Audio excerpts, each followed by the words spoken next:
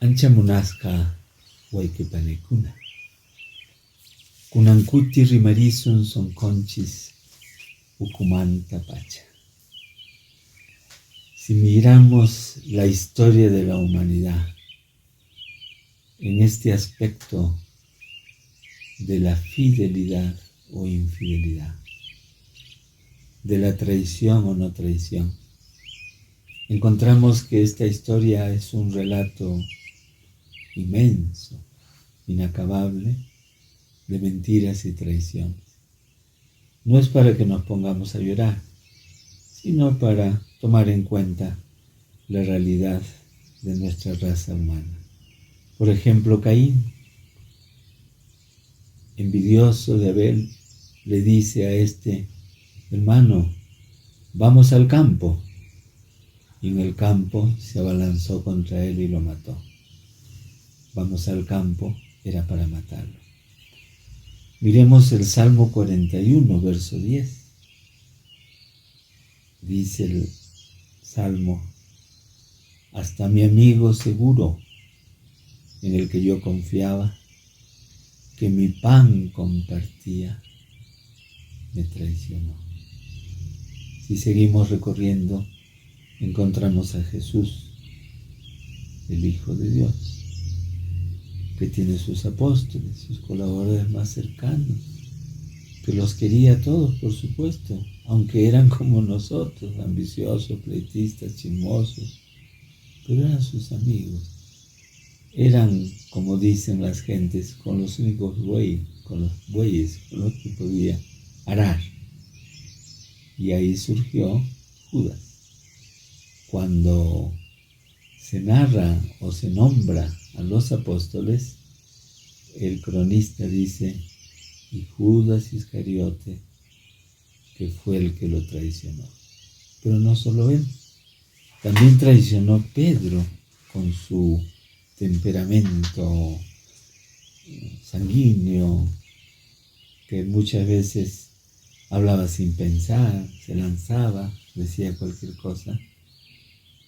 Negó a Jesús por miedo, pero se arrepintió, mostró claramente su arrepentimiento, y Jesús no le quitó aquel encargo de hacerlo piedra principal, notoria, visible en su iglesia o de su iglesia.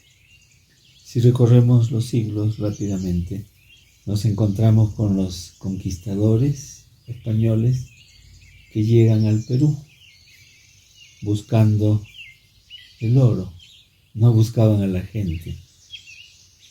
Estaba recordando la vez pasada lo que me decía el teólogo aymara de gran valía, Domingo Yanqui, de acá de Ácora, Puno, gran amigo, que ya partió a la eternidad, 2003.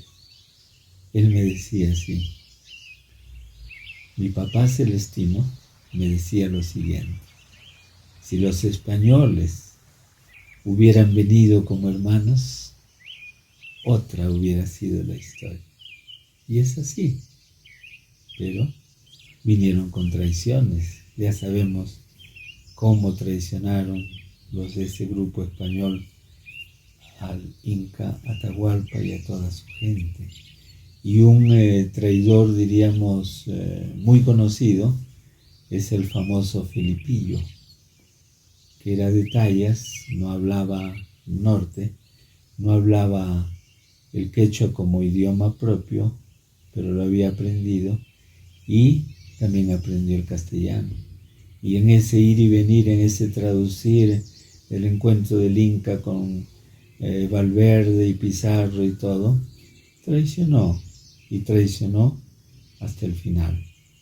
Y si pasamos unos siglos más, encontramos nada más y nada menos que a Túpac Amaru, con su lucha contra tanta tiranía, una lucha de independencia, independizarse del poder español que había hecho que diezmara la población y quedó solo alrededor del 10% de la gente que encontraron.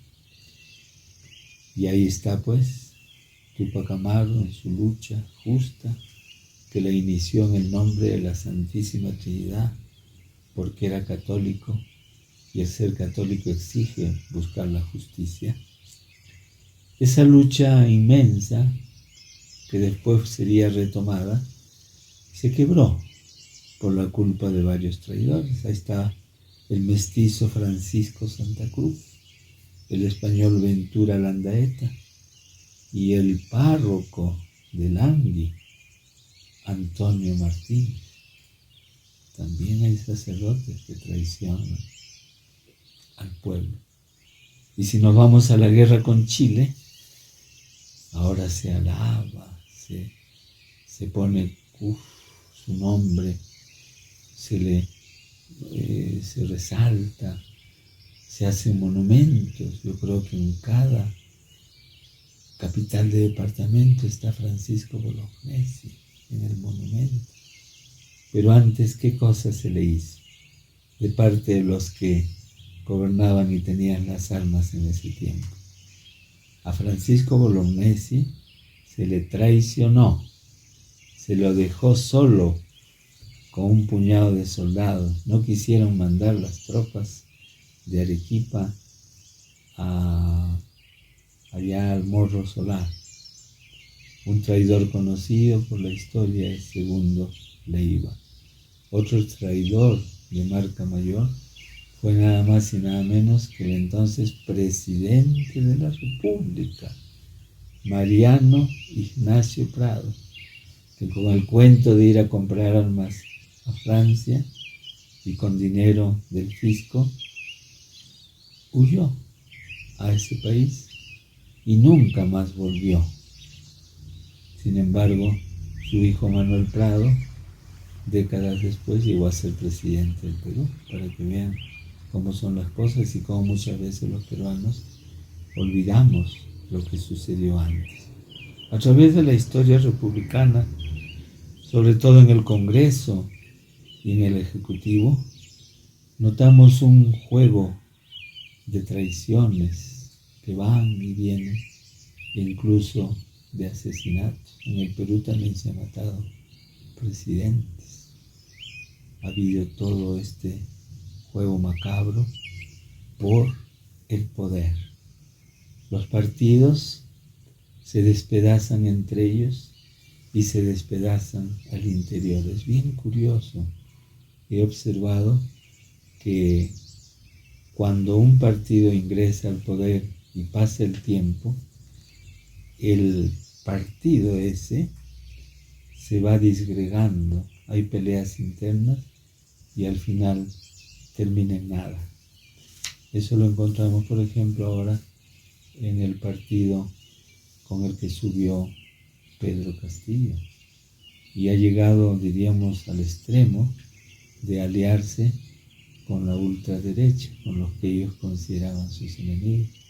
Pero como los intereses económicos y politiqueros son tan grandes, tienen que ver la manera de unirse de cuando en cuando, y si nos descuidamos, un día ya habrá matrimonio. A los congresistas se les hace jurar por la patria, pero muchos de ellos la traicionan una y mil veces. Algunos son sinceros y juran de frente, no por la patria, sino por la plata. O sea, son sinceros dentro de sus maldades. Y vemos aquí pues que a medida que pasa el tiempo, se observa una hipocresía política inmensa, lo que les decía, ¿no? Se alaba a los héroes del pasado, como decir que son tan héroes que ya no nos molestan, ya no nos hacen daño, ya no malogran nuestras economías, ya están en otra dimensión y se les puede alabar. A ese Túpac Amaru, que lo traicionaron, lo vilipendiaron, lo descuartizaron, a ese gran hombre ya no se le teme, ya no se le teme, se teme a otras personas de carne y hueso. A los seres se les puede alabar, se les puede poner flores, se les puede tocar una banda, pero a los actuales luchadores y héroes se les persigue, se les hostiga, se les amenaza y se les mata. Nunca podremos olvidar lo que pasó el 9 de enero en Juliaca. Yo tengo un poema que retrata más o menos a ese tipo de gente que incluso llega al gobierno. Lo he puesto en castellano español como para darle más realce por el tono, por el sonido. Voy a leer. Ese poema se llama Los habéis matado. Tienen sed y no hay agua. Sus estómagos claman y se les responde con el silencioso desperdicio. Sus manos se extienden y solo encuentran puños. Sus lágrimas brotan a borbotones como huyendo y el suelo es más piadoso al recogerlas. Sus pies caminaban gozosos, pero una trampa los ha empobrecido. Sus rostros tantas veces sonrientes solo han hallado muecas venenosas. Criminales, criminales de cuellos con corbata engominada, de cócteles y cumplidos, criminales conformistas. Escuchad, escuchad al menos esto. Vosotros los habéis matado. Cuando os formabais en el seno de vuestras madres, ya los estabais matando, porque los padres que tuvisteis no fueron mejores que vosotros. Hay sed, hay lágrimas, hay de todos vosotros, hay. Y aunque terminen ahí, no nos quedamos en la pena. ¿Cuántos políticos masacran a nuestra patria entregando todos los bienes, contratos ley, a grandes transnacionales y se olvidan de nuestro país? No quieren recordar al país, quieren medrar, porque a ellos, por esas firmas de esas leyes, como dice una congresista, Susel Paredes, les llegan miles de dólares. No nos desanimemos, somos el pueblo, sigamos adelante, porque el triunfo es del Perú.